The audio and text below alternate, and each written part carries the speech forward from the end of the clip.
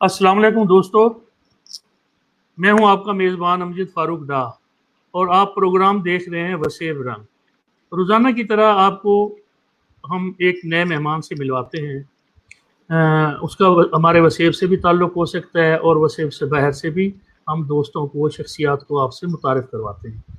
और ये सारा सिलसिला वसेब रंग का इसका मकसद एक ही है कि किस तरह हमारे वसेब के नौजवान आगे बढ़ें और जो लोग आगे निकल चुके हैं, जिन लोगों ने आगे संगे मील अबूर किए हैं अपनी ज़िंदगी के मैदानों में, खेल में, तालीम में, तिजारत में और अपने प्रोफेशनल जितने उनके मैदान हैं उनमें जो आगे बढ़े हैं, उन शख्सियात के साथ मिलकर हमारी बातचीत और उस बातचीत का मकसद ये है कि हमारी नौजवान नस्ल, हमारे बच्चे बच्चियाँ, बेटे बेटियाँ सबको उनसे मुतारिफ भी हों और देखें कि किस तरह वो आगे बढ़े हैं। तो आज की भी उसी सिलसिले में हमारी जो मेहमान शख्सियत है वो एक जर्नलिस्ट हैं, हमारे सीनियर सहाफ़ी हैं। गो के वो उम्र से सीनियर नहीं लगते, लेकिन वो सीनियर सहाफ़ी हैं। डीजी खान से उनका ताल्लुक़ है, वसेब से उनका ताल्लुक़ है और बहुत जल्दी उन्होंने अपना सहाफ़त में मुल्क भर में अपना नाम बनाया है। मैं सबसे पहले हुज़ैफ़ा रहमान उनसे आपका तारुफ कराने के बाद मैं चाहूँगा कि उनसे हम पूरी तरतीब उनकी जो स्टडीज़ हैं, उनकी जो तालीम है, सबसे पहले चूँकि हमारा ये होता है क्वेश्चन कि तालीम आपने कहाँ से हासिल की और आपको तालीम के सिलसिले में किस तरह से, किन हालात से गुजरना पड़ा? अस्सलाम वालेकुम हुज़ैफ़ा रहमान। वालेकुम सलाम अमजद फारूक डाहा साहब, खैरियत से हैं आप? बहुत शुक्रिया आज आपने मुझ नाचीज़ को मौका दिया अपने इस सोशल मीडिया के इंतहाई मकबूल प्लेटफॉर्म पर। और मैं ताख़ीर का भी माज़रत ख़्वाह हूँ, चूँकि आपको पता है मैं ट्रैवल कर रहा था और इसी वजह से रास्ते में जो है इंटरनेट के बड़े इश्यूज़ थे। फिर हमने जो बेस्ट अवेलेबल जगह थी वहाँ पर बैठकर इस प्रोग्राम को जो है मंतकी इसका अंजाम तक पहुँचाना जो है मुनासिब समझा।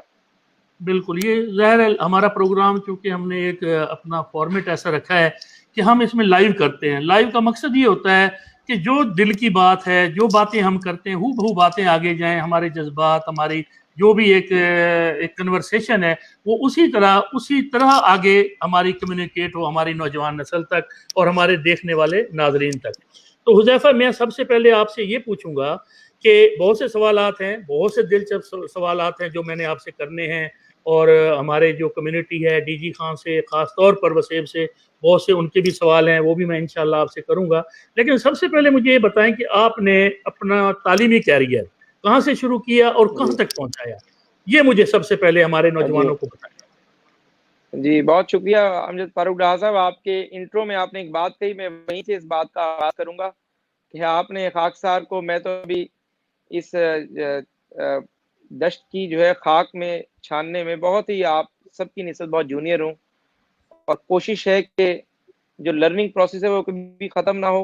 लेकिन बहरहाल आपकी मेहरबानी, आपने मुझे जो है सीनियर का खिताब दिया और आपने कहा कि उम्र जो है वो ज़ाहिर है कम है और जो तजर्बा है अल्लाह की मेहरबानी से वो ज़्यादा हो गया। तो उसी पर सुकरात ने कहा था कि उम्रें जो हुआ करती हैं वो शऊर का तयन नहीं किया करती, बल्कि शऊर उम्रों से कहीं ज़्यादा आगे हुआ करते हैं। और मोहम्मद कासिम भी 16-17 साल की एज थी जब उन्होंने सिंध फ़तह किया। बहरहाल sir, it was a long journey, जो ज़ाहिर है दिन रात की मेहनत के बाद यहाँ तक पहुँचे और उसमें माँ-बाप की दुआएँ और आप जैसे दोस्तों की जो शफ़क़त और सपोर्ट थी। बहरहाल सर, जो अर्ली एजुकेशन थी वो अर्ली एजुकेशन, चूँकि जिस तरह आप जानते हैं कि वो फ़िज़िशियन हैं, डॉक्टर हैं और जब मेरी अर्ली एज थी तो उनकी पोस्टिंग्स जो है कभी दाजल रही, राजनपुर रही, रुझान रही, साउथ पंजाब के जो फार इफेक्टेड एरियाज़ थे वहाँ पर उनकी पोस्टिंग्स रहीं। तो जो इब्तिदाई तालीम थी तो वो तो फिर ज़्यादातर जिस तरह ऑफिसर्स के बच्चे होते हैं, ज़्यादा घर में पढ़ना और बाकी प्राइवेट स्कूल्स वगैरह में। बहरहाल मिडिल मैंने जो है वो Pakistan atomic energy commission school से की। उसके बाद मैट्रिक जो है मैंने डेरा गाजी खान का मशहूर व मारूफ स्कूल है जहाँ से आसिफ सईद खोसा, नासिर खोसा और दीगर बड़ी मकबूल शख्सियात ने तालीम हासिल की, हाई स्कूल नंबर 1। वहाँ से मैंने मैट्रिक की और मेरे 84% मार्क्स थे मैट्रिक में। लेकिन बचपन से एक फीडिंग थी वालिद साहब की तरफ से कि या सीएसपी ऑफिसर बनना है या फिर एमबीबीएस डॉक्टर बनना है। तो ना चाहते हुए भी अपने एप्टीट्यूड के खिलाफ मैंने एफएससी में एडमिशन लिया और एफएससी में वो लामहला डॉक्टर का बेटा था तो प्री मेडिकल में ही एडमिशन लिया। एफएससी में मैंने बहुत अच्छे मेरे मार्क्स थे और उसके बाद यही एक वालिद साहब का प्रेशर या گھر کی ایک ٹریننگ کہیں کہ ڈاکٹر بننا ہے. اور بہرحال اس کے بعد میرٹ میں تو جو چل رہا تھا اس سے قطع نظر والدین کی یہی خواہش تھی کہ میرٹ میں نام آئے نہ آئے, سیلف پہ بھی ڈاکٹر بنانا پڑا. تو آپ بڑے بیٹے ہیں اور ظاہر ہے ہم 3 بہن بھائی ہیں, تو میں بھائیوں میں بڑا ہوں, ایک بہن ہے, تو بھائی آپ نے ڈاکٹر لازمی بننا ہے. لیکن صحیح پوچھیں تو ڈاکٹر صاحب بچپن سے شوق تھا, چونکہ پڑھنے کا. مجھے یاد ہے کہ میرے والد صاحب کی داجل میں پوسٹنگ تھی, تو اس وقت ڈان اخبار 2 دن لیٹ آیا کرتا تھا. یعنی ڈی جی خان تو مجھے نہیں پتا, لیکن داجل میں 2 دن بعد شام کو آیا کرتا تھا. تو والد صاحب کی ایک شرط ہوتی تھی کہ آپ کو تعلیم اور کتابوں سے چھٹی اس شرط پہ ملے گی کہ ڈان اخبار کی آپ نے, وہ اندر ایک میگزین ہوتا تھا کہ اس میں رنگین صفحے سے کہانی پڑھ کر سنانی ہے. تو انگریزی کا بھی وہ لیول نہیں تھا, ظاہر ہے وہ آکسفورڈ لیول کی انگریزی ڈان میں لکھی جاتی تھی اس وقت. اب بھی معیار بہت ہائی ہے, لیکن تب تو بہت ہی ہائی تھا. لیکن ہم پھر بھی وہ ان کو دیکھ کر, تصویری خاکہ دیکھ کر, اور وہ انگریزی کے الفاظ ٹوٹے پھوٹے الفاظ میں پڑھ کر, وہ ایک شروع سے جو ہے بچپن میں ایک آپ یعنی کہیں کانشیس میں بات لازمی اسٹیبلش ہو گئی تھی کہ یہ بڑا اچھا کام ہے لکھنا پڑھنا. تو بہرحال میں نے پھر کافی پہلے پتا تھا کہ ایم بی بی ایس کے پہلے سالوں میں اناٹمی ہوتی ہے, فزیولوجی ہے, بایو کیمسٹری ہے.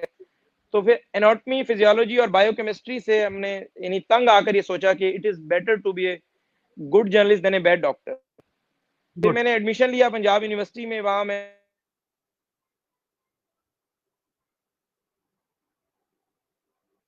کاسٹنگ میں اور میڈیا پروڈکشن براڈ کاسٹنگ میں سب میرے ٹیچرز رہے. سہیل وڑائچ صاحب نے ہمیں پڑھایا, مجیب الرحمان شامی صاحب نے ہمیں پڑھایا, ڈاکٹر احسن اختر ناز صاحب مرحوم میرے محسن تھے, پنجاب یونیورسٹی ادارہ بلاغیات کے چیئرمین تھے, انہوں نے پڑھایا. ڈاکٹر مغیث الدین شیخ صاحب ہمارے ڈین ہوا کرتے تھے, کنٹمپریری ورلڈ میڈیا میں وہ پڑھایا کرتے تھے, اور جو ہے صحافتی اخلاقیات انہوں نے ہمیں پڑھائیں. تو اس کے بعد لیکن ایک ٹارگٹ تھا کہ بھئی اب والدین کو ان کی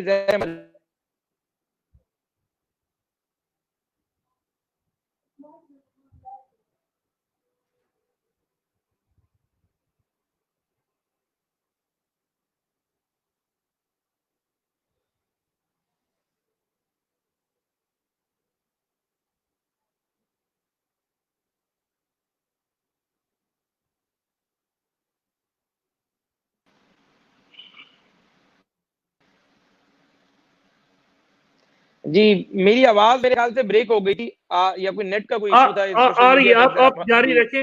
اگر کسی وقت ڈسکنیکٹ بھی ہوتی ہے آواز, آپ اپنے جاری رکھنا ہے. آپ جا رہے تھے اس بات پہ, آپ اپنے ٹیچرز کا نام بتا رہے تھے اور وہاں کی جہاں آپ پڑھ رہے تھے. بس ہم نے یعنی وہاں سر ہم نے پڑھا, اور ایک ٹارگٹ تھا کہ ظاہر ایک ڈاکٹر کا بیٹا صحافی بننے جا رہا ہے. تو ہمارے جو ظاہر معاشرے میں 90% صحافی حادثاتی طور پر بنتے ہیں, اور کوئی صحافت کا ہم نے ایک اچھا امیج بلڈ نہیں کیا. یعنی بدقسمتی ہے, لیکن آپ جیسے لوگ آئے, ایک نیو جنریشن آئی. اب تو ذرا 2003 کے بعد الیکٹرانک میڈیا کے آنے کے بعد ایک صحافت کا پہلے مثبت امیج آیا. لیکن دنیا میں آپ کو بتاؤں کہ میں نے بہت ٹریول کیا all over the world. Paris گیا, یورپ گیا, اسپین گیا, امریکہ گیا. ان سارے ممالک میں صحافت کو بائبل کا درجہ دیا جاتا ہے. یعنی وہ جرنلسٹ کو اتنی اہمیت دیتے ہیں کہ وہ کہتے ہیں کہ یہ جو اخبار میں بات لکھی ہوئی ہے سمجھے وہ بائبل میں لکھی ہوئی ہے. یعنی بچپن میں ہم نے کرسٹینا لیم کو پڑھا, اس کی بہت مشہور تصنیف تھی waiting for Allah, Pakistan struggle for democracy. وہ پڑھ کر شوق ہوا کہ صحافی بنا جائے. تو بہرحال پہلے سیمسٹر سے ہی میں نے پھر جاب شروع کر دی تھی. اور ایک آپ اور ہم میں قدر مشترک ہے کہ میں خبریں اخبار کی جو پنجاب اسمبلی کے سامنے سڑک پر بلڈنگ ہے, تو وہاں سے میں نے اپنے کیریئر کا آغاز کیا. اور ہم نے جا کر ڈیسکوں پہ بیٹھتے تھے, آفس بوائے کے ساتھ سارا وقت گزار کر آ جاتے, کوئی اخبار کے دفتر میں گھسنے نہیں دیتا تھا.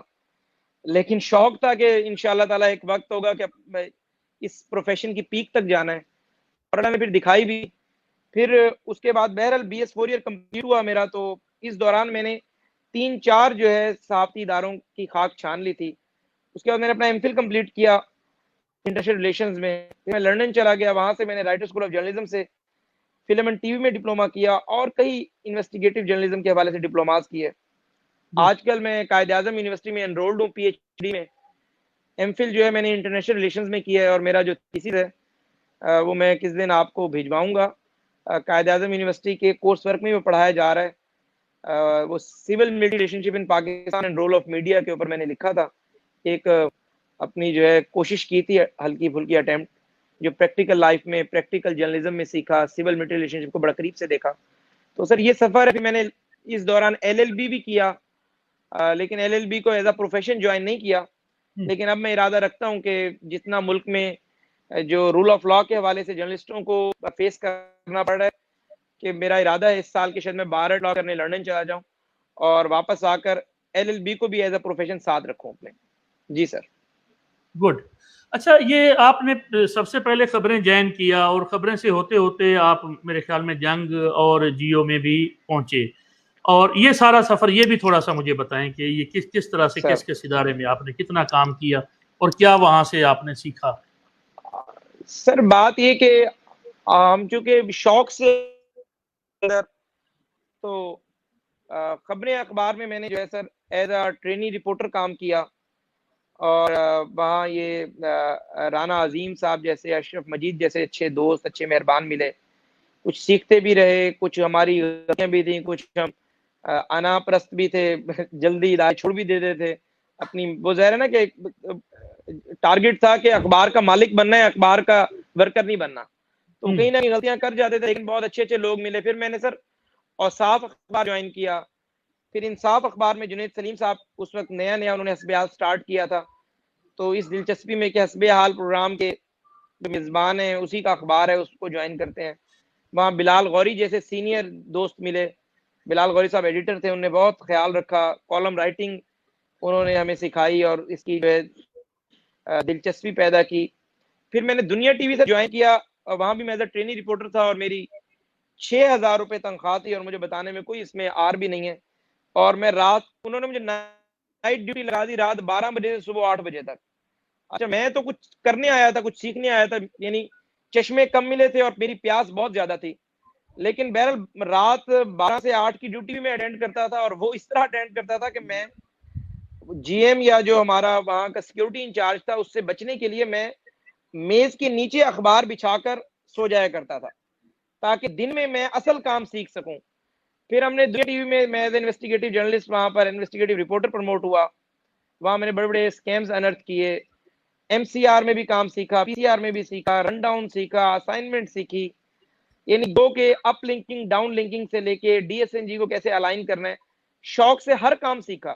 ایون کہ کیمرہ مین, یہ تو آج ہاتھ میں موبائل آ چکے ہیں, اس وقت تو یہ DSLR 70 کیمرہ ہوتا تھا فلپس یا پیناسونک والا, اس کے اندر DV تک ہم نے سیکھا کہ DV کیسے لگانی ہے, DV گریب کیسے کرنی ہے. پھر آ کر MT سے گاڑی کیسے ایشو کروانی ہے, پھر جا کر جو ہے DVR کو گریب کیسے کرانا ہے جا کر آرکائیو میں. تو یہ سارے کام سیکھے. پھر دنیا ٹی وی میں تھا, تو مجھے بہت اچھی آفر ملی. اس وقت مجھے 2 لاکھ کا پیکج آفر کیا کیپٹل ٹی وی والوں نے. It was 2012. تو پھر میں نے کیپٹل ٹی وی میں چلا گیا. وہاں میں نے as a head of investigation join کیا, اور وہاں میں نے مشہور زمانہ جو پاکستان کی تاریخ کا بہت بڑا اسکیم تھا EOBI, وہ میں نے انرتھ کیا, جس میں سپریم کورٹ آف پاکستان نے سوموٹو لیا. LPG کوٹا پہ میں نے کافی زیادہ سٹوریز بریک کی. اس کے بعد آصف علی زرداری صاحب سے کیپٹل ٹی وی کے مالکان کی قربت ہونے کی وجہ سے ان سے میرا جھگڑا ہو گیا. بڑی مشہور زمانہ FIR لانچ ہوئی میرے اگینسٹ. انہوں نے جو ہے سپریم کورٹ میں کیس کیا, مجھے کچھ انہوں نے ٹارچر کرنے کی کوشش کی. اس پہ کیپٹل ٹی وی کے مالکان کے خلاف میں نے FIR کی 324 کی. اس پہ سپریم کورٹ نے سوموٹو لے لیا. پھر یوں جرنلزم کے سفر کو بڑی بریک لگ گئی. آصف زرداری صاحب اس وقت ملک کی طاقتور ترین شخصیت تھے. رحمان ملک وزیر داخلہ تھے, بنیامین IG تھے. لوگ کہتے تھے کہ جی کیریئر آپ کا ختم ہو گیا ہے, یا آپ کو کسی چینل میں نوکری نہیں کرنے دیں گے. لیکن اللہ نے مہربانی کی. پھر ایک شام بیٹھے ہوئے ایسے ہی جیو ٹی وی کے مالک میر ابراہیم صاحب کی فون کال آئی, اور ہم تو ظاہر صحافت میں میر شکیل الرحمان کو دیکھ کر ہی صحافت ہم نے شروع کی تھی. یعنی صحافت کے نہ صرف ہم نے بانی سمجھتے ہیں, بلکہ میر شکیل الرحمان نے پاکستان میں آج میرا ان سے اچھا تعلق ہو یا برا ہو, لیکن یہ ایک حقیقت ہے کہ پاکستان میں ٹھوس صحافت کی بنیاد رکھی میر شکیل الرحمان نے. اور جب ان جیسی شخصیت کی کال آئی یا ان کے بیٹے کی کال آئی, تو ہم نے تو سمجھا کہ ہم نے اپنی جو جرنلزم کیریئر میں جو پیک ہے وہ حاصل کر لی. لیکن بہرحال پھر جیو جنگ میں 7-8 سال کے دوران کالم لکھا, امام کعبہ کے 3 دفعہ انٹرویو کیے, سعودی عرب کے جو نائب ولی عہد ہیں ان کا انٹرویو کیا. اس کے علاوہ پھر جیو ٹی وی کے مالکان کا بہت اچھا کانفیڈنس کا جو تعلق تھا وہ میسر رہا, کمپنی رہی. شکیل صاحب کی محبت جو ہے وہ ہمارا بڑا سرمایہ حیات تھی، بڑا سیکھا ہم نے ان سے. بہت ساری میری سٹوریز جو ہے آپ نے دیکھا جنگ، دی نیوز اور جیو ٹی وی کے صفحہ اول پر شائع ہوتی رہیں، جیو کی ہیڈ لائن بنتی رہیں. ملا عمر کے جو سپوکس پرسن تھے آفیشیل، ذبیح اللہ مجاہد جلال الدین حقانی صاحب کے جو بیٹے تھے ڈاکٹر نصیر، جن کا اسلام آباد میں مرڈر ہوا، ان کا آخری انٹرویو میں نے کیا. طالبان جب تک بین نہیں ہوئے تھے، یہ جو انہوں نے نئی پالیسی بنائی تھی ثانیہ اے پی ایس کے بعد، اس سے پہلے طالبان کے انٹرویو زیر پاکستان میں کرتے تھے جرنلسٹ. تو جتنے انٹرویو ملا فضل اللہ کے سپوکس پرسنز کے، طالبان کی ٹاپ لیڈرشپ کے میں نے کیے، شاید ہی نئی جنریشن میں سے کسی نے کیے ہوں. حامد میر سلیم صافی صاحب تو بہت سینئر لوگ ہیں، ہمارے استاد ہیں، لیکن جو نئی جنریشن کی میں بات کر رہا ہوں. تو بس سر یوں ہمارا ایک صحافتی سفر تھا جو آج تک چل رہا ہے، اور اٹس اے لانگ جرنی، چلتا رہے گا سر. اچھا، یہ آپ کا سفر ماشاءاللہ ظاہر ہے آپ نے تعلیم پر، اپنے کیریئر پر توجہ دی، آپ کا خواب، آپ کا شوق تھا کہ آپ جرنلسٹ بنیں، صحافت میں جائیں اور اچھی جرنلزم کریں. گڈ، آپ چلے گئے، آپ نے وہ ٹارگٹ بھی اچیو کر لیا، اور کرتے کرتے آپ ایک وقت آیا کہ ہماری جو آج 2 سال گزر گئے ہیں، اس وقت تو حکومت بدل گئی. تو جو سابقہ حکومت تھی اس میں جب ہم دیکھتے تھے آپ کو ہمیشہ، تو کبھی آپ ہیلی کاپٹر میں ہیں سی ایم کے ساتھ، اور کبھی آپ ان کے ارد گرد نظر آتے ہیں، بیوروکریسی میں بھی نظر آ رہے ہیں.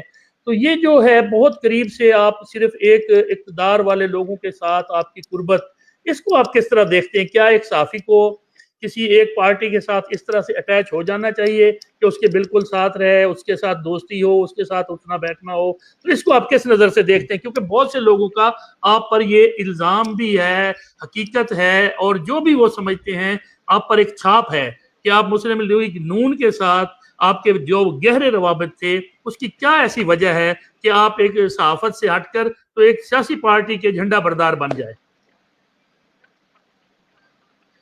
بہت اچھا آپ نے امجد فاروق ڈار صاحب سوال کیا. اور میرے کرٹکس جو ہے وہ اگر میرے میں سب سے بڑی کوئی خامی دیکھیں تو اسی بات کو سامنے لے کر آتے ہیں. لیکن کسی شاعر نے بہت خوب کہا تھا کہ غیر جانبداری جو ہے وہ منافقت کا دوسرا نام ہے.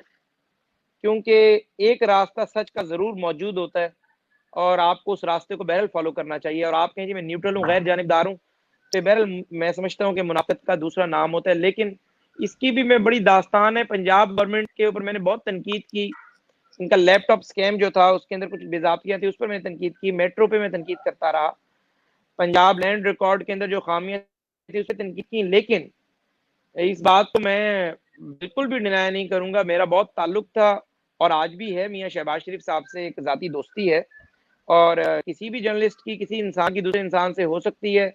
مشترکہ جو ہے آپس میں عادتیں ہوں، یا سوچنے کا سٹائل ایک جیسا ہو، یا دونوں کا آئی کیو آپس میں میچ کر جائے، کیمسٹری میچ کر جائے، تو دوستیاں ہوتی ہیں. لیکن دو باتوں کا آج میں ایسی وضاحت آپ کو دینا چاہوں گا کہ جو شاید آج سے پہلے نہ میں نے کبھی اپنی وضاحت دی اور نہ کبھی کسی نے اس طریقے سے لی. پہلی بات تو یہ ڈار صاحب، سول سروس کے اندر رحمت علی راضی صاحب کے بعد میں واحد صحافی تھا جس نے جنگ جیسے ایڈیٹوریل صفحے کے اوپر مسلسل سول سروس پہ کالم لکھے. شوق تھا سول سروس کا، پڑھا بچپن سے سول سروس کو، یعنی 1912 سے پڑھا کہ امپیریل سول سروس کیا تھی، جو بعد میں پھر انڈین سول سروس بنی. پھر بھارت کے اندر یہ آئی اے ایس تھی، انڈین ایڈمنسٹریٹو سروس، اور پولیس سروس بھارت میں آئی پی ایس تھی، انڈین پولیس سروس. پاکستان میں آ کر پھر یہ پی اے ایس ہو گئی، پاکستان ایڈمنسٹریٹو سروس. پھر پی ایس پی ہو گئی، پولیس سروس پاکستان. بھٹو صاحب نے پھر یہ پی ایس ختم کر دی اور 12 سروس گروپ بات کرا دیے. یہ D M G, P S P, I R S, custom, یہ سارے جو 12 گروپ آئے. تو میں نے ان کے اوپر بہت کھل کر لکھا. یعنی قدرت اللہ شہاب سے لے کر جو اچھے چیف سیکرٹریز گزرے، اے کے لودھی صاحب پر، عبداللہ صاحب پر، شیخ جمیل صاحب پر، یعنی شاہد رشید اور سمی جیسے لوگ جو سیکرٹری کیبنٹ سے آج کے دور میں تھے. لیکن اس دور میں یہ ڈی سیز اور اے سیز جہاں جہاں لگے ہوئے تھے، ان کی وہ ریسرچ کر لکھی. تو سول سروس میں میرا ایک ذاتی کلاؤڈ ڈیولپ ہوا. جو لوگ سول سروس کر آتے تھے، جب وہ جرنلزم میں ایسے لوگ دیکھتے تھے کہ جو ان کے کامنز کو جانتے ہیں، جو اگر 28 کامن کے ڈاکٹر عابد ہیں تو 28 کامن کے کیپٹن عطا، 28 کامن کے سہیل فقیرہ، 28 کامن کے دیگر لوگ بھی میرے دوست علی جان، یہ سب لوگ. تو پھر ایک فیملی لگنا شروع ہو جاتی ہے. اور میں نے اس سسٹم کو پڑھا، اور ظاہر ہے میں نے اس سسٹم سے بغاوت کی. میں نے سول سروس کو جوائن نہیں کی، میں اس سول سروس کا ناقد رہا. آج تک کسی حکمران نے کسی بیوروکریٹ کو میرے لیے فون نہیں کیا. کوئی بیوروکریٹ ڈی جی خان میں جتنے ڈی سیز رہے, جتنے ڈی پی اوز رہے, سول سروس میں میری اپنی ایک روٹس تھی. ہاں یہ ضرور ہے کہ حکمرانوں سے تعلق ہو تو پھر وہ روٹ مزید مضبوط ہو جاتی ہیں. جبکہ دوسری بات بہت تنقید ہوتی تھی کہ جی میرے ساتھ ایلیٹ کی گاڑیاں ڈیوٹی کرتی ہیں, پولیس میرے ساتھ ہے, اور میرا گھر جو ہے وہ پولی پروٹیکٹڈ ہے. دیکھیں اس میں کچھ باتیں ایگزیجریشن ہوتی ہیں. ظاہر پاکستان میں اکثر کہتا ہوں کہ perception is more important than reality. Perception جو بن جائے وہ حقیقت سے بہت زیادہ اہم ہو جاتی ہے. تو سر سپریم کورٹ نے 2000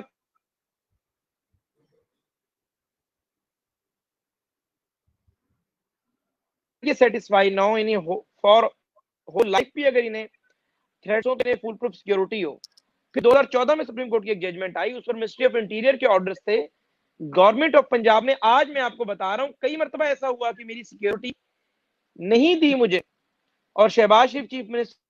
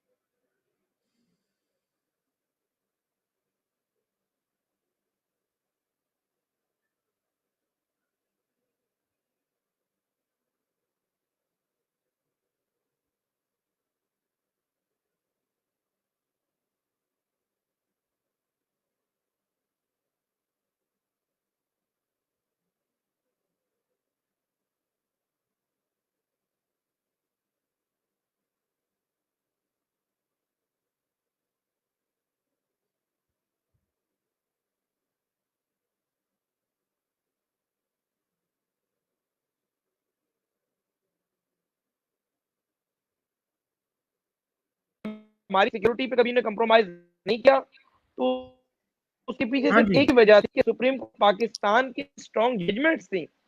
یہ لوگ اس بات سے خائف رہتے تھے کہ کہیں سپریم کورٹ آف پاکستان اگر انہیں سیکیورٹی نہ دے تو نوٹس نہ لے لے. تو باقی اس کا کبھی بھی یعنی کوئی ایسی ہم نے حکمرانوں سے کوئی فائدہ نہیں لیا. آج عثمان بزدار صاحب چیف منسٹر ہیں, ہمارے شہر سے انتہائی وزادار آدمی ہیں, لیکن میں کھلا چیلنج آپ کے فورم سے دیتا ہوں, ایک جرنلسٹ کو پکڑنے کا سب سے بڑا طریقہ ہوتا ہے وزارت اطلاعات, ڈی جی پی آر. میاں شہباز شریف کے دور میں زیادہ بھی نہیں تو سینکڑوں دفعہ پی سی ہوٹل لاہور میں ٹھہرا ہوں, یا جنگ جیو کے خرچے پہ ٹھہرا ہوں, یا اپنے ذاتی خرچے پہ ٹھہرا ہوں. الحمدللہ میری اتنی ہینڈسم سیلری تھی اور ہے. میرے F B R online جا کر دیکھ لیں کہ میں کتنا ٹیکس دیتا ہوں یا کیا میرے ایسٹس ہیں, میری ویلتھ اسٹیٹمنٹ, ہر چیز موجود ہے. میں کبھی وزارت اطلاعات سے, آج میں آپ کے پروگرام پہ کر رہا ہوں, ہم نے تو اپنے صبر یعنی جبر کیا, ہم نے اپنے اوپر جہاد کیا. ہم نے تو کبھی پیٹرول کا ایک تنکا بھی نہیں ڈلوایا. پنجاب کے حکمران موجود ہیں, میں آج بھی ان سے اختلاف کرتا ہوں, میاں شہباز شریف سے, رانا ثناء اللہ سے. راجہ جہانگیر سیکرٹری اطلاعات ہیں آج پنجاب کے, ہمارے دور میں بھی یہی 4-5 سال رہے. راجہ جہانگیر سے پوچھنے کی کبھی ہم ایک چاہے کہ کب کے روادار نہیں ہیں. اسلام آباد کے اندر جرنلسٹ کالونی میں پلاٹس مل رہے تھے. فواد حسن فواد صاحب نے کہا کہ آپ کی انٹائٹلمنٹ ہے, آپ پلاٹ لیں. میں نے ان ریٹرن ہاؤسنگ فاؤنڈیشن کو سرنڈر کیا کہ میں نے پلاٹ نہیں لینا. اس بات کے گواہ وقاص علی محمود, جو آج Usman Buzdar P T I کی حکومت کے سیکٹری فوڈ ہیں. اس وقت یہ ڈی جی ہاؤسنگ فاؤنڈیشن ہوا کرتے تھے. لاہور پریس کلب میں میرے بھائیوں جو دوست ارشد چلتے آ رہے ہیں, اس وقت بھی تھے. ہم نے ان کے ساتھ ہر اچھے برے وقت میں کھڑے رہے, یہ بھی ہر اچھے برے وقت میں as a elder, as a بڑے ہمارے ساتھ کھڑے رہے. ہم نے لوگوں کو پلاٹ دلوائے, کبھی ان سے ہی کہا کہ ارشد انصاری صاحب آپ کے ساتھ کھڑے رہتے ہیں, یہ کام ہے, ایک پلاٹ ہمیں بھی دے دیں. ہم تو جس حکومت سے, جن حکمرانوں سے ہم ایک مرلہ زمین کے روادار نہ ہوں, وہاں اور ہم ان سے کیا اوبلائج ہو سکتے ہیں. لوگ اچھا تنقید کرتے ہیں کہ میاں شہباز شریف کے دور میں ڈاکٹر عبدالرحمان, میرے والد صاحب کے مالک, کہتے ہیں کہ جی وہ ایم ایس نشتر تھے. اور جی ڈاکٹر عبدالرحمان قریشی تو میاں شہباز شریف کے 10 سال ٹینیور میں 3 دفعہ او ایس ڈی رہے, ڈائریکٹر ہیلتھ رہے, ای ڈی او رہے, آپ سے بہتر کون جانتا ہے, ایم ایس راجن پور رہے. تو بات یہ کہ ایم ایس نشتر تو بہت معمولی پوسٹ تھی. ہم تو اپنی صحافت کا اگر وزیر صحت بنا رہے ہو تو سودا نہ کریں, لیکن ہم نے کبھی یہ نہیں سوچا کہ یار اپنے کرٹکس کو آج جواب دیں. ہمیشہ یہی سوچا کہ جو یہ لوگ ہیں تنقید کر رہے ہیں, ان کی تنقید کا مطلب ہے کہ مزید محنت کر کے مزید جو ہے ہائی اچیو کریں. چلو تو یہ باقی ہو سر گیا تھا. انٹیگریٹی ہماری, جو ہمارے دوست ہیں وہ انٹیگریٹی ہے. میں یہ آپ سے اب پوچھوں گا، آپ یہ بتائیں کہ سر جب آپ کے اتنے تعلقات بھی تھے حکمرانوں سے، اور ظاہر ہے وہ وقت تھا آپ کا، چلو ان سے انڈرسٹینڈنگ ہے، مان لیا آپ کا ذاتی تعلق ہے، تعلقات ہوتے ہیں، اور آپ کہتے ہیں کہ جی آپ نے ان تعلقات میں کبھی بھی کوئی اس میں وہ نہیں کیا کہ ان کو ادھر فیور کرے، مشاورت یا معاملات چلتے رہے، لیکن آپ یہ بتائیں کہ ڈی جی خان کے لیے جب آپ اتنا ان کے کلوز تھے تو آپ نے اسپیشلی ڈی جی خان کے لیے کیا کیا؟ کوئی ایسا کام ہے آپ کے اس ریکارڈ پہ آپ کہہ سکتے ہیں کہ ان کاموں میں آپ نے کوشش کی، کوئی اس کی ڈیولپمنٹ، اس کی تعمیر کی، کوئی سوشل ویلفیئر؟ امجد فاروق صاحب، میں آپ کو گزارش کروں، بالکل آپ نے بہت اچھا کیا، موقع دیا مجھے اس بات کا. آپ ایک بہت ہی جہاندیدہ قسم کے انویسٹیگیٹو جرنلسٹ ہیں، بہت ویل کنیکٹڈ ہیں. راجن پور ڈی جی خان میں بیٹھ کر بھی، سول سیکریٹریٹ لاہور کے مضبوط ایوانوں میں بھی آپ کی رسائی ہے. اکثر اوقات ہم تو خود جس دفتر میں گئے سامنے آپ کو پایا. آپ تحقیق کر لیں، یہ ڈیرہ غازی خان مظفر گڑھ سڑک میاں شہباز شریف کے بعد اگر یہ کسی شخص کی صحیح ایفرٹ تھی تو یہ صرف خاکسار کی ایفرٹ تھی. اس کی میں اب آپ کو فیکچوئل روشنی ڈالتا ہوں. عثمان بزدار صاحب آج وزیر اعلیٰ پنجاب ہیں. ان کی اولین خواہش ہے کہ وہ توسا سے ڈی جی خان ڈیولائز کیریج کریں، کیونکہ ظاہر ہے ان کا ڈویژنل ہیڈ کوارٹر سے ایک راستہ جڑ جائے گا. لیکن آپ یہ دیکھیں کہ این ایچ اے آج یہ سڑک بنا رہی ہے، سی این ڈبلیو پروونشل محکمہ یہ سڑک نہیں بنا سکا، یعنی وزیر اعلیٰ کے گھر کی سڑک ہے. اسی طریقے سے این ایچ اے 5 جو بنی، یہ پروونشل گورنمنٹ کی نہیں، نیشنل ہائی وے کی سڑک تھی. اور اس سڑک کو میاں شہباز شریف صاحب جتنا بھی کوشش کرتے، ایک بیوروکریسی نے بہت ہڈل کریٹ کرنی تھی، کیونکہ بیوروکریسی اتنی مضبوط ہے کہ ذوالفقار علی بھٹو کو گھٹنے ٹیکنے پہ مجبور کر دیا تھا. اس سے زیادہ طاقتور حکمران پایا ہی نہیں. عثمان بزدار یا کوئی اور حکمران چاہ رہا کیا کریں ان کے سامنے. لیکن مجھے یاد ہے کئی آپ کے ایم این اے گواہ ہیں اس بات کے. عبد الغفار ڈوگر ملتان کے ایم این اے گواہ، ایک دفعہ وہ بیٹھے ہوئے تھے، چیئرمین پی این ڈی کے پاس میں بیٹھا ہوا تھا. جس دن یہ منصوبہ اپروو ہوا تو چیئرمین پی این ڈی نے مجھے کہا کہ میں نے صرف آپ کی ذات اور آپ کی دوستی میں، جہاں زیب خان موجود ہیں، چیئرمین ایف بی آر بھی رہے ہیں، جو وزیر اعظم کے سیکرٹری اعظم خان ہیں، ان کے بڑے قریبی عزیز ہیں، وہ کے پی سے ان کا تعلق ہے، گریڈ 20 کے بیوروکریٹ ہیں، سیکرٹری فائنانس رہے فیڈرل گورنمنٹ میں. ان سے پوچھ سکتے ہیں کہ اس منصوبے کے لیے میں نے کتنی تگودو کی اور کس حد تک ان قائل کیا. فواد حسن فواد ریٹائر ہو چکے ہیں، ان سے جا کر پوچھا جائے کہ میں نے کس طریقے سے چیئرمین این ایچ اے شاہد اشرف تارڑ کو قائل کیا کہ نیشنل ہائی وے کا پروجیکٹ آپ پروونشل گورنمنٹ کو دے دیں اور یہ پیسے این ایف سی ایوارڈ یا کسی میں بھی آپ پھر ایڈجسٹ کر لیجئے گا. اس میں کوئی شک نہیں ڈی جی خان کے اس وقت الیکٹیبلز کی بھی خواہش تھی کہ سڑک بنے، لیکن ان کی اولین خواہش کبھی بھی نہیں تھی. ان کی خواہش تو ان کا اپنا حلقہ جہاں پر ٹف ٹائل لگ جاتی، جہاں پر ان کی اپنی سولنگ بن جاتی، جہاں سے ڈائریکٹ کو امیڈیٹ بینیفیشری ہوتے. اس سڑک کے لیے کوئی شک نہیں میاں شہباز شریف نے بہت ایفرٹ کی، لیکن ان کی ایفرٹ کے ساتھ ساتھ اگر سن آف دا سوائل انہوں نے کسی حق ادا کیا تو آج آپ بہت جہاندیدہ صحافی ہیں. آپ اس وقت کمشنر ڈی جی خان سے پوچھ لیں، احمد علی کمبو تھے، ان سے پوچھیں کہ جی یہ سڑک کے حوالے سے آپ کیا سمجھتے ہیں، کس کا کنٹریبیوشن ہے. اس وقت کے ایکسین ہائی وے سے پوچھیں، اس وقت کے deputy commissioner Muzaffargarh, deputy commissioner D G Khan. دیکھیں میں نے تو کسی کو بتایا ہی نہیں، کوئی کریڈٹ لینے کی خاص کوشش نہیں کی. سیکرٹری سی ایم امداد اللہ بوسال آج سیٹ پہ نہیں ہے، امداد اللہ بوسال صاحب سے جا کر پوچھیں، آج تو سٹاف کالج میں لگے ہوئے ہیں، کہ جی اس سڑک کے حوالے سے میں نے پرسپشن کس حد تک بلڈ کی، پنجاب کے باثر حکمرانوں کی سطح اس بات پر قائل کیا کہ آپ لوگ یہ بات تو کرتے ہیں کہ ہم جنوبی پنجاب کی کپاس کی خوشبو میٹرو سے نہیں آنے دیں گے، اگر آپ واقعی اس بات کو صحیح سمجھتے ہیں تو پھر اس سڑک کو ڈیولائز کریں. اسی طریقے سے ذوالفقار کھوسا صاحب کے دور میں D G Khan medical college کا انوگریشن ہوا. اس میں کوئی شک نہیں کہ انہوں نے جب وہ نون لیگ کا حصہ تھے تو انہوں نے ڈی جی خان کے لیے بہت کام کیے.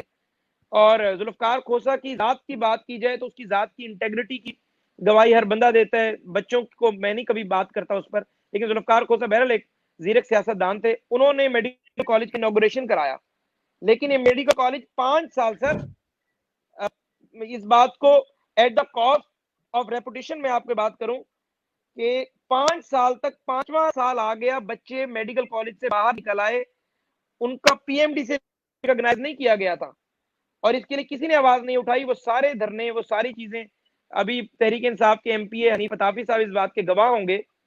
وہ اس وقت ہمارے آج بھی اچھے دوست ہیں، اس وقت ہماری ایک ٹیم تھی، اس میں وہ بھی ہمارا ٹیم ممبر تھے، ایک جوائنٹ ایفرٹ تھی، ہم اکٹھے پھر جاتے تھے اور ہم نے پھر سیکرٹری ہیلتھ تک اس کے لیے لاہور کے پروفیسر یہاں بھجوائے، پی ایم ڈی سی کی اسپیشل وزٹ یہاں ارینج کرایا اور یوں اس کو پی ایم ڈی سی سے ریکگنائز کرایا. اسی یعنی طریقے سے آپ ڈیرہ غازی خان ٹیچنگ ہاسپٹل پنجاب کا واحد ٹیچنگ ہاسپٹل تھا جو ٹرشری کیئر ہاسپٹل کے اندر ذبو حالی کا شکار تھا. 500 بیڈ کا منصوبہ صرف کاغذوں کی حد تک تھا جو سردار دوستم کھوسہ کے دور میں بنا, اس کو بعد میں کسی نے ایگزیکیوٹ نہیں کیا. تو I was the one. Secretary health Najam Shah آج کل سیکٹری آئی ٹی لگے ہوئے سندھ میں, ان سے پوچھا جائے, میں نے انہیں اس بات پر کہا کہ جو ڈویژنل ہیڈ کوارٹر کا ٹیچنگ ہسپتال اتنا ذبو حالی کا شکار ہے, حتیٰ کہ ٹراما سینٹر آپریشنل نہیں تھا. ڈی جی خان کے ڈاکٹر ابرار کھوسہ, ان سے پوچھیں کہ میں نے اس ٹراما سینٹر کو آپریشنل کرایا اس وقت جو ایفرٹس کر سکتے تھے. یعنی بہت ساری چیزیں ہوتی ہیں, ذرا ہم کوئی سیاست دان نہیں ہے کہ ہمارے گن گانے والے لوگ ہوں, ایک کام ہم کریں اس کو 50 لوگ شیئر کریں, 1000 ووٹر ہمارا پھیلائے کہ جی سردار صاحب یا مخدوم صاحب یا ملک صاحب یا شاہ صاحب یہ کر دیتے. ہم نے جو کچھ بھی کیا وہ اللہ کی خوشنودی کے لیے اور عوام کی فلاح کے لیے کیا. یہ ہاسپٹل آج اس حالت میں اگر ہے تو اس میں بہت سارے لوگوں کی ایفرٹس ہوں گی. آج کی جو موجودہ حکومت ہے انہوں نے بھی اس میں آ کے بڑے کام کیے, اب بھی کر رہے ہیں, لیکن جب بھی اس شہر کی تاریخ وفا لکھے گا کوئی تو ہمیں بھی یاد کر لینا. نہیں یہ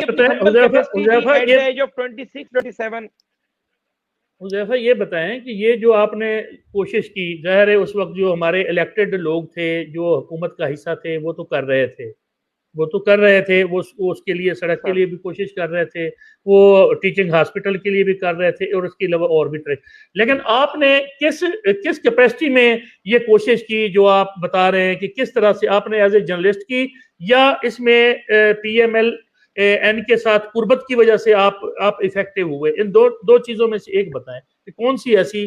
سر دیکھیں جرنلسٹ سر میں بات آپ کو کروں کہ میرے والد صاحب کوئی نواب آف کالا باغ تو تھے نہیں, یا نواب آف باول پور, جو میں کہوں یہ ساری لیگی قیادت جی ہمارے فور فادر سے ہمارے تعلق ہماری اپنی محنت کی وجہ سے. اور سب سے بڑی بات یہ کہ جرنلسٹ پروفیشن میں میری ایک اسٹرانگ فوٹنگ کی وجہ سے ان لوگوں سے تعلقات ڈیولپ ہوئے.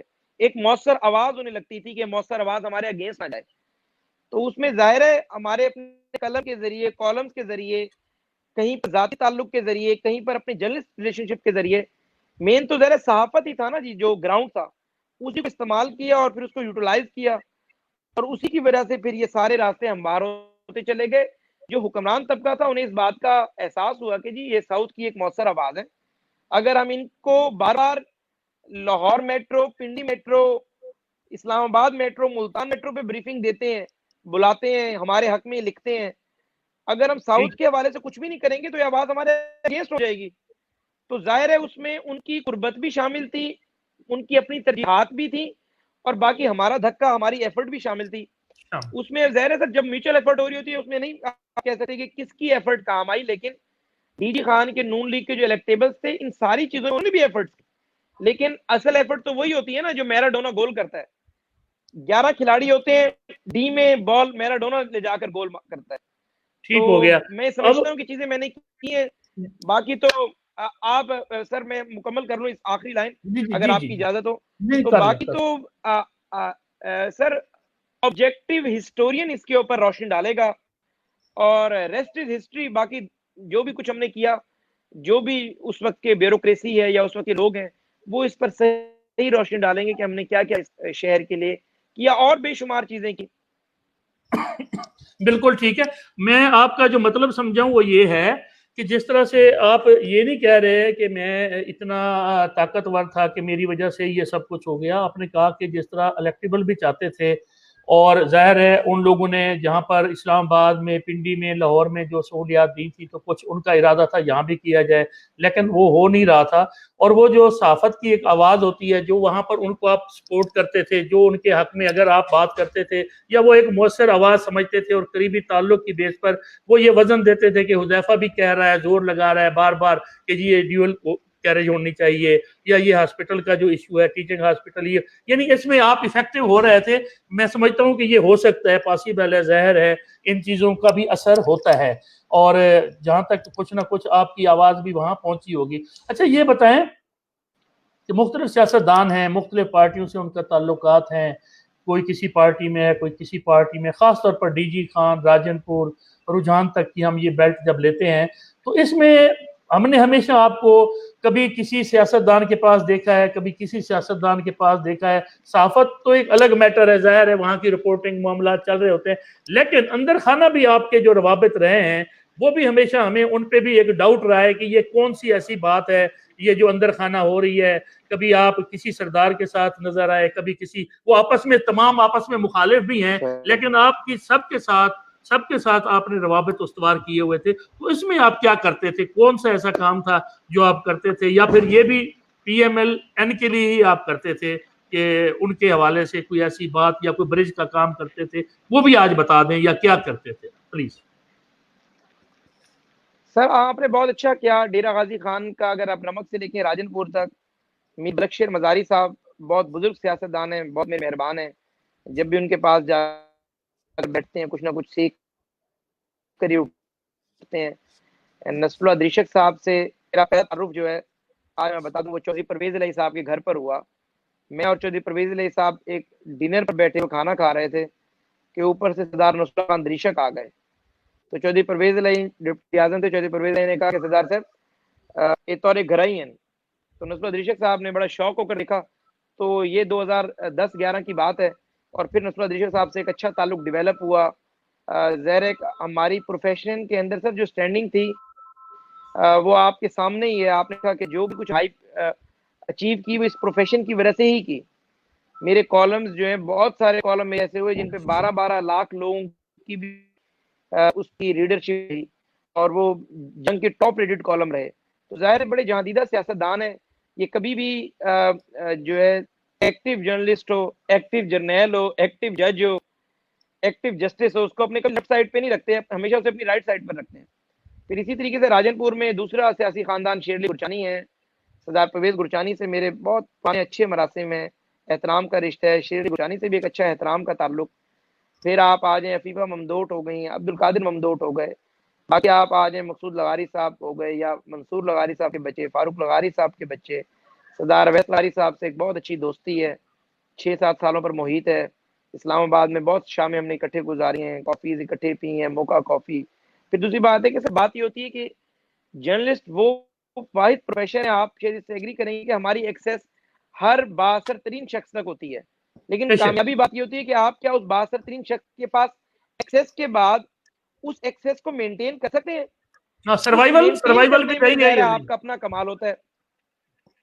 تو جب آپ گفتگو کا لیول آپ انٹلیکچوئل بہت ساؤنڈ گفتگو کر رہے ہوتے ہیں، جب آپ ڈیرہ غازی خان کی یونین کونسل نمبر 6 کے بجائے جی ایچ کیو اور آپارا اور پرائم منسٹر آفس کی بات کر رہے ہوتے ہیں، جب آپ ڈپٹی کمشنر یا پٹواری دراما یا پٹواری چوٹی کے بجائے تھانہ دار ایس ایچ او چوٹی کے بجائے ڈی جی آئی بی اور سیکٹری ٹو پی ایم کی بات کر رہے ہوتے ہیں، تو obviously یہ سارے سردار، یہ سارے طاقتور لوگ، ان کی سرداری غازی گھاٹ کے بعد ہی شروع ہوتی ہے نا سر.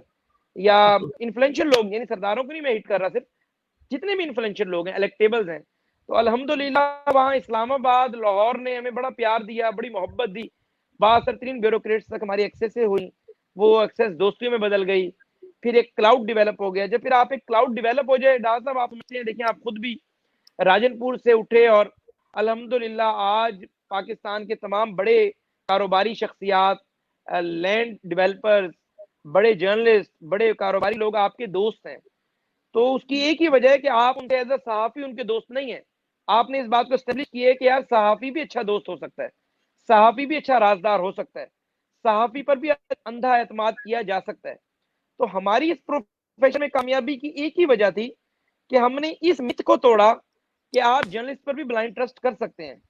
جرنلسٹ بھی ایک اچھا دوست ہو سکتا ہے، جرنلسٹ بھی ان ہاٹ اینڈ کولڈ آپ کے ساتھ کھڑا ہو سکتا ہے. یہ نہیں، ہم نے کئی دفعہ ایسا بھی ہوا، میں آپ کو بتاؤں ڈاکٹر صاحب، کہ انتہائی اہم لیڈ ترین خبریں، میں آپ کو بتاؤں کہ سپریم کورٹ نے جو فیصلہ کرنا تھا جوڈیشل کمیشن میں دھاندلی کے حوالے سے، میرے ایک سورس نے خبر مجھے 3 دن پہلے دے دی.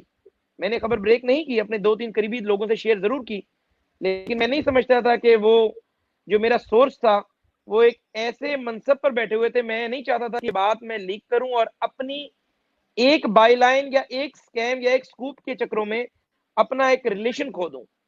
اسی طریقے سے والیوم 10 آج میں آپ کے پروگرام کی وساطت سے بتا رہا ہوں، سب سے پہلے والیوم 10 اگر کسی صحافیوں میں کسی کے پاس آیا تو وہ میرے پاس آیا, میں ایک کتاب اپنی لکھ رہا ہوں, اس میں سارے شواہد ای میل کی صورت میں وہ ڈال بھی دوں گا, لیکن میں نے اس کو ایسا خبر کسی کو کبھی نہیں دی.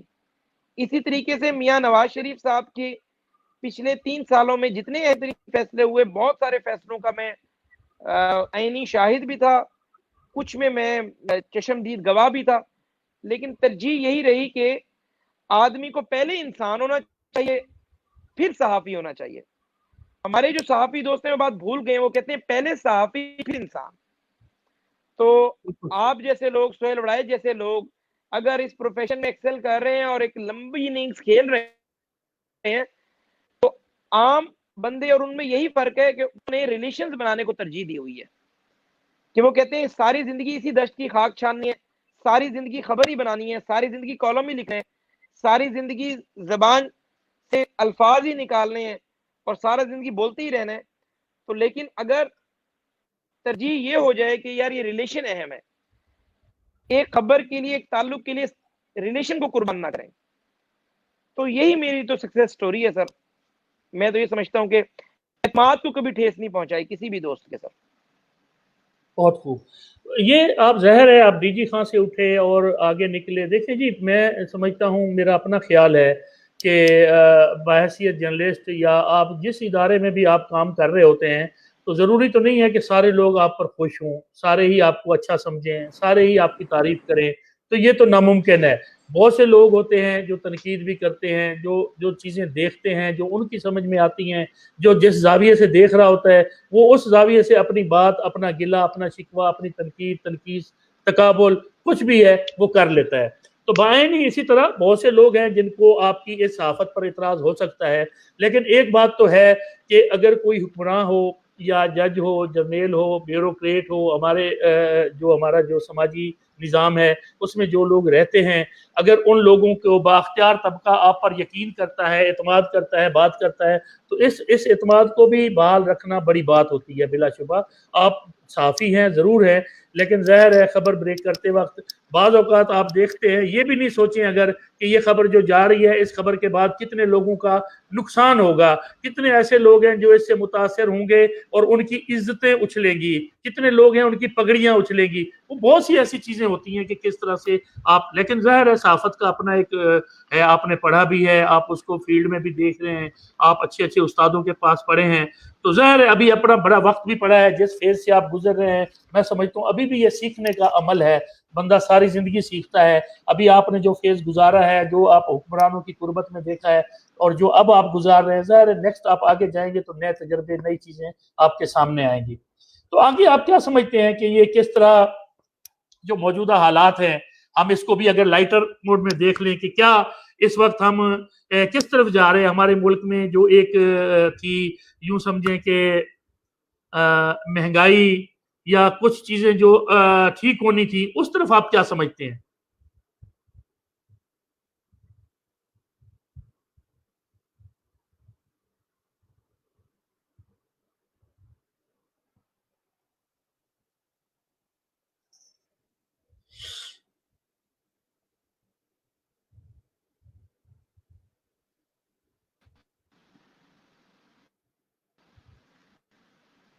جی آپ کی سر آواز میں آخری لائن بس یہ سمجھ سکا جو آپ نے کہا کہ لرننگ پروسیس کبھی ختم نہیں ہوتا. ختم نہیں ہوتا. اچھا, میں آگے اب یہی کہنا چاہتا ہوں کہ کس طرح سے ہم آگے ایک اپنے وسیب کے لیے بالخصوص, دیکھیں جی آپ اس وقت جہاں ہیں بنیادی طور پر آپ کا تعلق ڈی جی خان سے ہے, چاہے آپ لاہور چلے جائیں, اسلام آباد چلے جائیں, ہر علاقے میں اس کے ڈیولپمنٹ کے لیے وہاں کے لوگ کام کر رہے ہیں.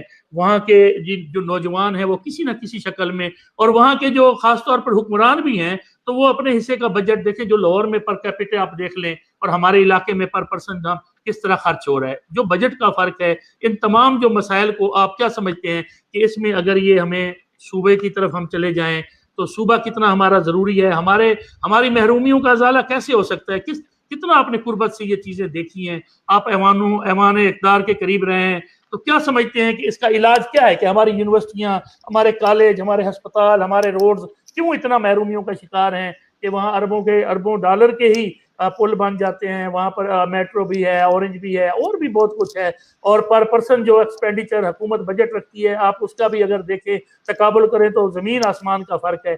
تو یہ کن چیزوں کو کس طرح سے ہم اس کو اپنے علاقے میں اس کی بہتری کے لیے کیا کر سکتے ہیں, آپ, میں, ہمارا نوجوان جو اس وقت آپ کو دیکھ رہا ہے وہ کیا کرے, وہ کون سا ایسا کام کرے, کس طرف جائے؟ اچھا, بہت شکریہ ڈاکٹر صاحب.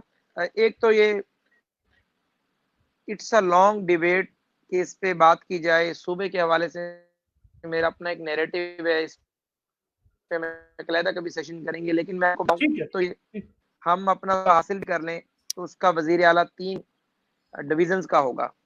آج جو وزیر اعلیٰ پورے پنجاب کا ہے وہ ہمارے ڈی جی خان سے ہے.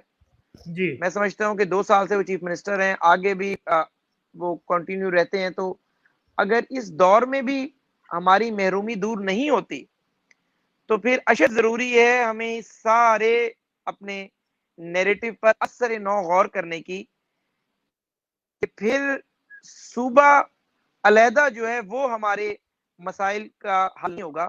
اس کا مطلب ہے کہ پھر ہم اپنی لیڈرشپ چینج کرنی چاہیے, کہ اگر ایک شخص لاہور پر حکمرانی کر کر بھی ڈی جی خان کو کچھ نہیں کر سکتا, یا اگر ایک شخص جو ہے وزیر اعظم بن کر ساؤتھ سے صدر پاکستان بن کر بھی کچھ نہیں کر سکتا, تو اس کا مطلب ہے کہ پھر تخت لاہور کا قصور نہیں ہے, پھر اس کا مطلب ہے ہمارے منتخب ہونے والے نمائندوں کا قصور ہے کہ وہ ان فنڈز کا رخ اس طرف موڑ نہیں سکے.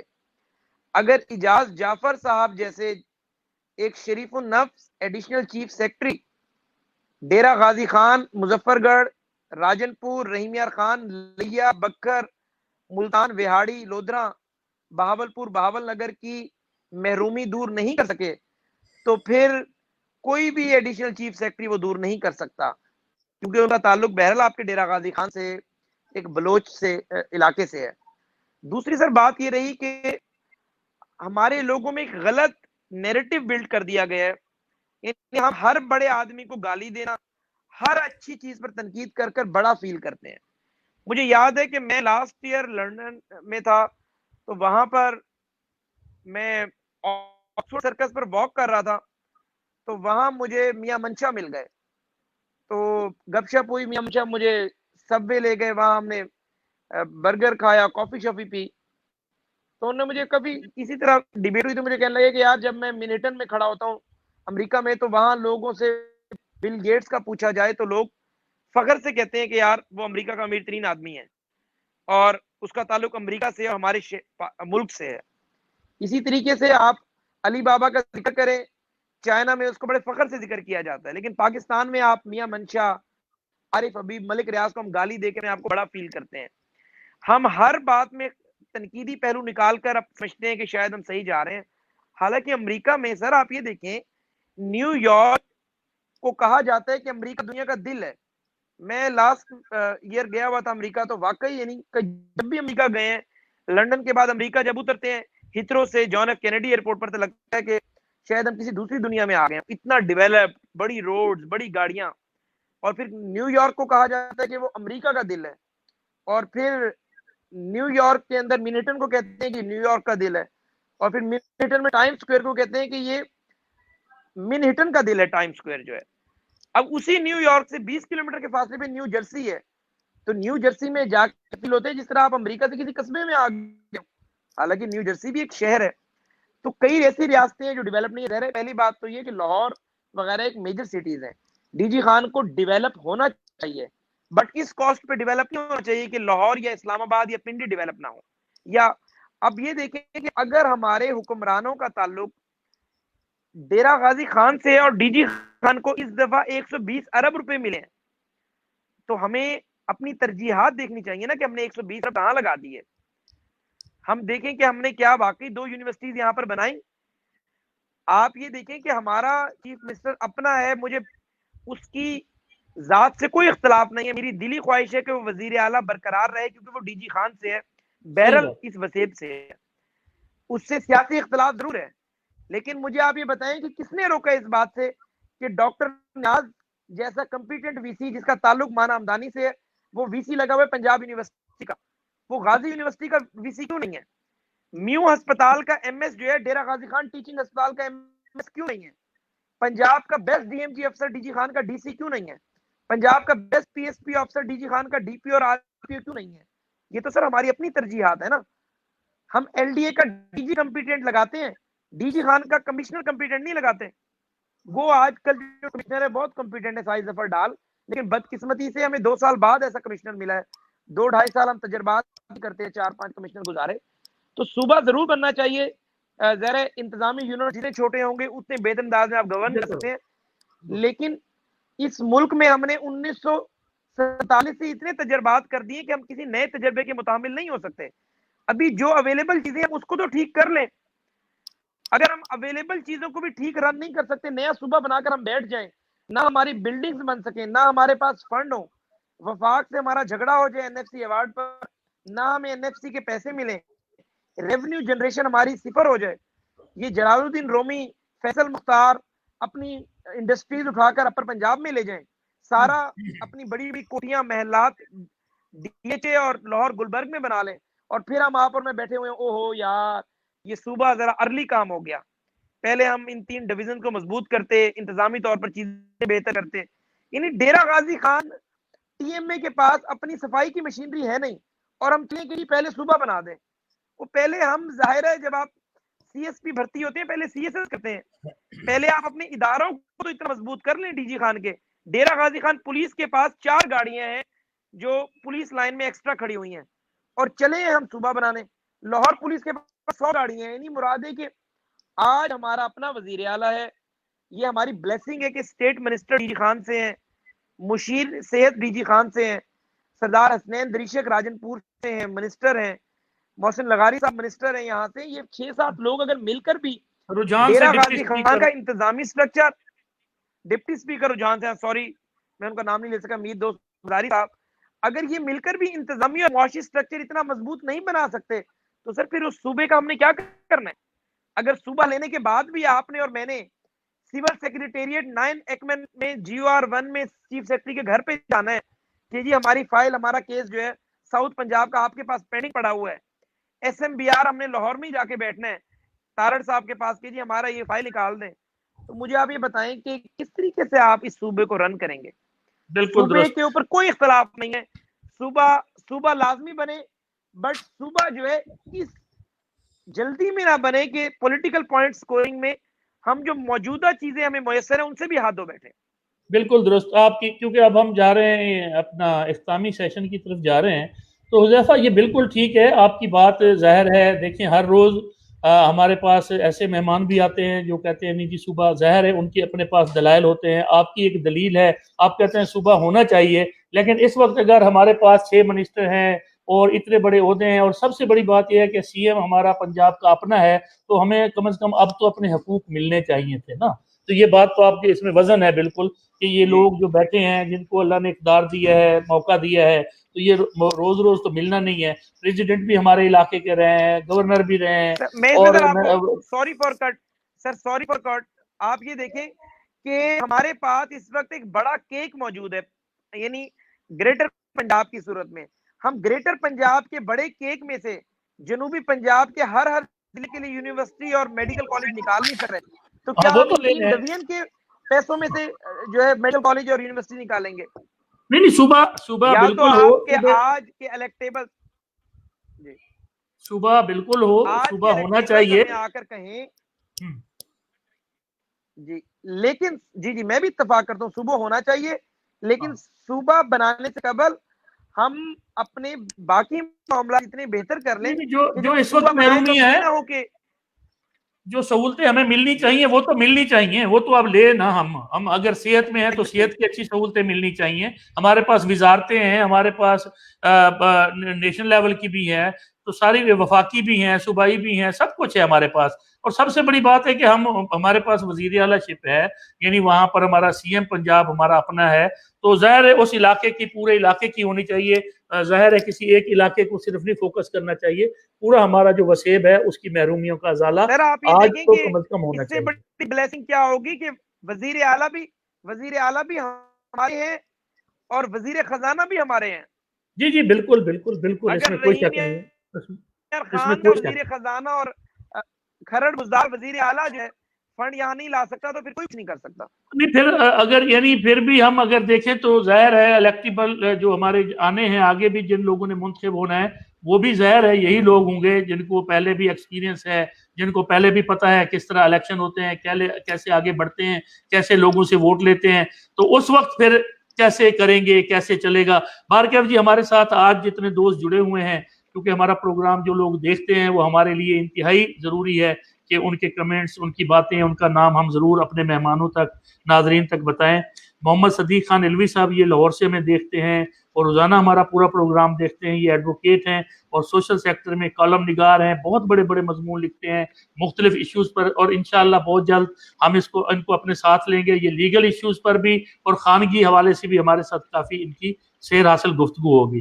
فدا گاڑی صاحب دیکھ رہے ہیں, جناب رفیع گبول صاحب دیکھ رہے ہیں, کہتے ہیں گڈ, اور جناب محسن علی صاحب کہتے ہیں گڈ.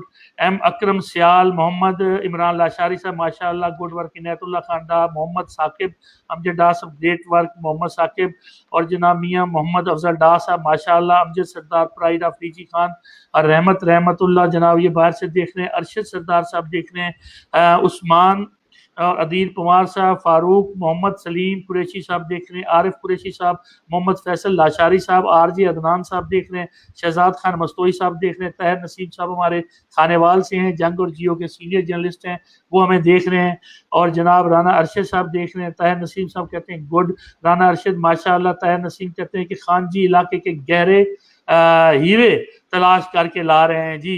محمد فیصل لاشاری صاحب, حذیفہ رحمان بھائی بہت اچھے انسان ہیں, اور امجد سردار صاحب کہتے ہیں حالت حضرہ کے حوالے سے سوال کریں جناب مجال ہے. عدیل پوار صاحب کہتے ہیں حذیفہ بھائی آپ کو میاں شہباز شریف, یہ وہی سوال ہیں جی, وہ بھی کر رہے ہیں. عابد خان صاحب دیکھ رہے ہیں, امجد سردار, اور خضر حسن خان کہتے ہیں ماشاءاللہ سلامت رہے ہیں. حسن بخاری صاحب ہمارے ساتھ ہیں, دیکھ رہے ہیں. صدیق علوی صاحب کہتے ہیں during your professional life especially during the NML government what your services for our وسیب, یہ ہو چکا ہے جی, اس پہ ہم نے کافی گفتگو کی ہے.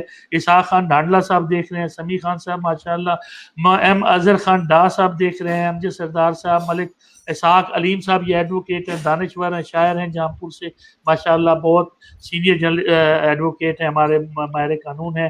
محمد صدیق علوی صاحب کہتے ہیں your all column which you what during NML government your every single word was a indicator to praise the حکمران. خالد سعید ہند کہتے ہیں جی, وہ ہمارے ساتھ ہیں. عدیل پوار صاحب, بلوچ سردار دیکھ رہے ہیں, محمد صدیق خان علوی صاحب, سردار شیر افغان خان گرچانی صاحب ہمیں دیکھ رہے ہیں, ہمارے ساتھ ہیں. محمد صدیق خان علوی صاحب, اور جناب صاحبزادہ عثمان پرنس گریٹ مین, جناب عنایت اللہ ڈا صاحب, سردار رحمان عبد الرحمان لاشاری صاحب دیکھ رہے ہیں. وہ خبریں ہمیں دیکھ رہا ہے. اسماعیل سیال صاحب ویل ڈن. حذیفہ بھائی, محمد صدیق خان علوی صاحب کہتے ہیں کہ آپ ہمت کریں جی, اس میں آپ آگے بڑھیں. محمد صدیق خان علوی صاحب کہتے ہیں جی we pray for your amazing success in the field of journalism. وہ کہتے ہیں جی ہم جرنلزم کو آپ کو مزید آگے دیکھنا چاہتے ہیں. ملک امجد سعید صاحب دیکھ رہے ہیں, یہ روزنامہ دنیا سے بڑے ہمارے سینئر جرنلسٹ ہیں ماشاءاللہ. ارسلان شہد صاحب دیکھ رہے ہیں, علی سجاد حسین ڈا دیکھ رہے ہیں, محمد ابو بکر صاحب, اور جناب امجد سردار امجد فاروق پتافی صاحب دیکھ رہے ہیں ہمیں, امجد فاروق پتافی صاحب, اور جناب عرفان فراز صاحب ہمیں دیکھ رہے ہیں. شبلی شبخیز غوری صاحب دیکھ رہے ہیں. ابراہیم خان دریشک صاحب ہمیں دیکھ رہے ہیں. امجد سردار صاحب دیکھ رہے ہیں. ابراہیم خان دریشک صاحب ماشاءاللہ خود بھی پولیس میں ہیں, اور ان کے بھائی RPO ہیں, والد صاحب سیاست میں ہیں, ایک بھائی MPA ہے, اور ماشاءاللہ اور بہت اچھے انسان ہیں. بہت وہ جو ہے نا ان کا صوفیانہ مزاج ہے, بڑی مہربانی, وہ ہمیں دیکھتے ہیں اور روزانہ ہمیں جوائن کرتے رہتے ہیں, میں ان کا شکر گزار ہوں. امجد سردار صاحب کہتے ہیں وسیب رنگ کا اب تک کا شاندار انٹرویو جی, ماشاءاللہ ماشاءاللہ ماشاءاللہ جی. رئیس شفیق ڈا صاحب, حنیف ڈا صاحب, شکیل محل صاحب دیکھ رہے ہیں, حسن نور صاحب, سیف اللہ خان صاحب, جنید ماہر صاحب دیکھ رہے ہیں ہمیں. آپ جانتے ہیں جنید ماہر صاحب کو, ڈپٹی کمشنر DG اور داجل کے حوالے سے بھائی ہیں اپنے جی, بہت ہمارے بڑے لیجنڈ پرسنالٹی ماشاءاللہ. ایک سوال ہے ضرور سروسز ہیں جنید ماہر صاحب کی, بڑی. بلال مستوئی صاحب کہتے ہیں خوب محمد شہباز بزدار صاحب کہتے ہیں السلام ملک امداد خان ڈا صاحب سعودی عرب سے میں دیکھ رہے ہیں، ولید بخش صاحب دیکھ رہے ہیں، امداد خان ڈا کہتے ہیں جی گڈ پروگرام، پروفیسر صابر جروار صاحب ہمیں ڈی جی خان سے دیکھ رہے ہیں، جاوید بھٹی صاحب دیکھ رہے ہیں جی اللہ خیر کرے صحیح، اور قاری اللہ بخش طاہر صاحب ماشاءاللہ بہت ہی خوبصورت گفتگو کرتے ہیں، عدیل پوار صاحب ہمارے ساتھ ہیں، محمد فرحان صاحب، اور اس طرح بہت سے دوست۔ بہرکیف ایک ظاہر ہے جی آپ سے، آپ نے ڈی جی خان سے آپ آگے نکلے، ظاہر ہے جرنلزم کمیونٹی میں ہم اگر سارے دیکھیں اپنے بھائی تو ڈی جی خان سے آگے آپ نکلے، آپ نے پورے نیشنل انٹرنیشنل لیول پہ کام کیا، پڑھے اور بڑی محنت کی، تو آج آپ ایک گفتگو کر رہے ہیں۔ ظاہر ہے ہر بندے کی اپنی دلیل ہوتی ہے، ہر بندے کا اپنا نظریہ ہے، اختلاف رائے سب کا حق بنتا ہے، لیکن آپ سے جو ہم نے پوچھا آپ نے اس کے مطابق اپنے جو بھی جواب تھے وہ دیے۔ امید کافی ہے کہ ہمارے دوستوں کو پتہ چلا ہوگا کہ جی ان کے بارے میں حذیفہ کے ان جو تحفظات ہیں لوگوں کے، ان کے بارے میں حذیفہ رحمان کی کیا رائے ہے۔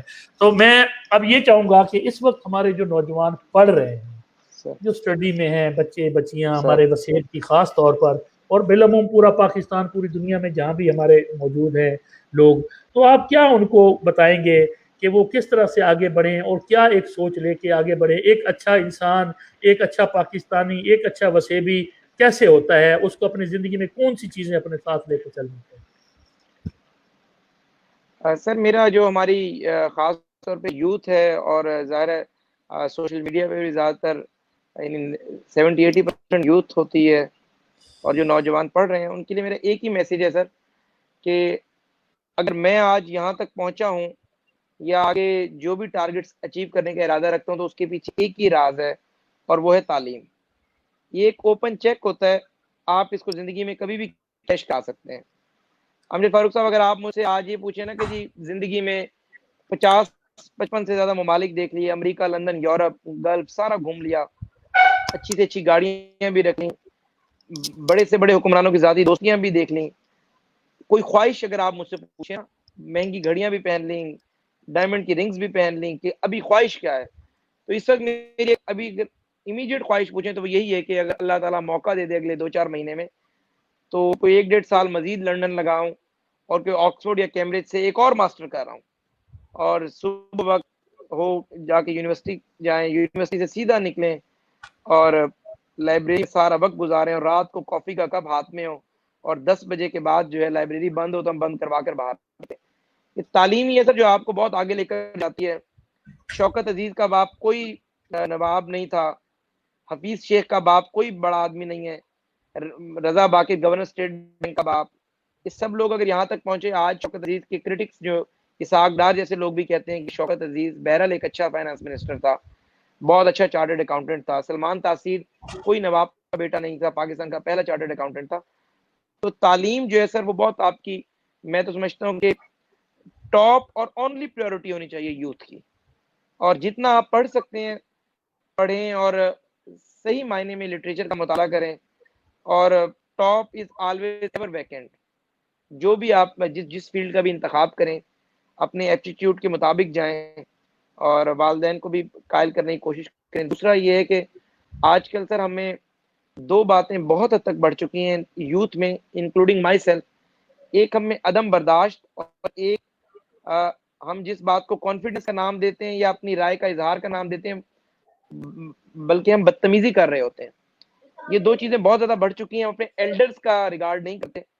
میں سمجھتا ہوں کہ مجھ سمیت سب کے لیے ایک ہی سبق ہے کہ دوستیاں ایسی ہیں والدین، کہ یہ جو ہے آپ کو غلط بھی کہیں تو ان کی بات کو آپ کو کوئی نظر انداز نہیں کرنا چاہیے، اور یہ ایک ایسی شیلڈ ہوتی ہے۔ میں سمجھتا ہوں کہ میں آج بہت کچھ کر رہا ہوں، میں کبھی بھی کوئی کام سوچ سمجھ کے نہیں پلان کرتا، کوئی بزنس کر رہا ہوں، کوئی پروفیشنلی فیصلہ کر رہا ہوں، کہ پتہ ہوتا ہے پیچھے ایک ماں دعا کرنے والی بیٹھی ہوئی ہے، اور اس کی دعاؤں کے ہوتے ہوئے اللہ تعالیٰ فرشتے کو دیا ہوا حکم واپس لے سکتے ہیں، وہ دعا رد نہیں ہو سکتی۔ تو جن لوگوں کی مائیں حیات ہیں، باپ حیات ہیں، ان کی قدر کریں، رسپیکٹ کریں ان کی، اور باقی اپنی تعلیم پہ فوکس کریں بس۔ تعلیم پہ فوکس کریں، والدین کی عزت کریں، احترام کریں، ان کی خدمت کریں، ان کا حکم مانیں، اور اس کے علاوہ اگر چلتے چلتے راستے میں کون سی ایسی عادتیں ہیں اپنے کردار میں، کون سی ایسی بات لائیں کہ جس سے ان کا سفر تعلیم اور محنت اور جد و جہد میں وہ 4 چاند لگ جائے. وہ کون سے ایسے عمل ہیں, وہ کون سا ایسا؟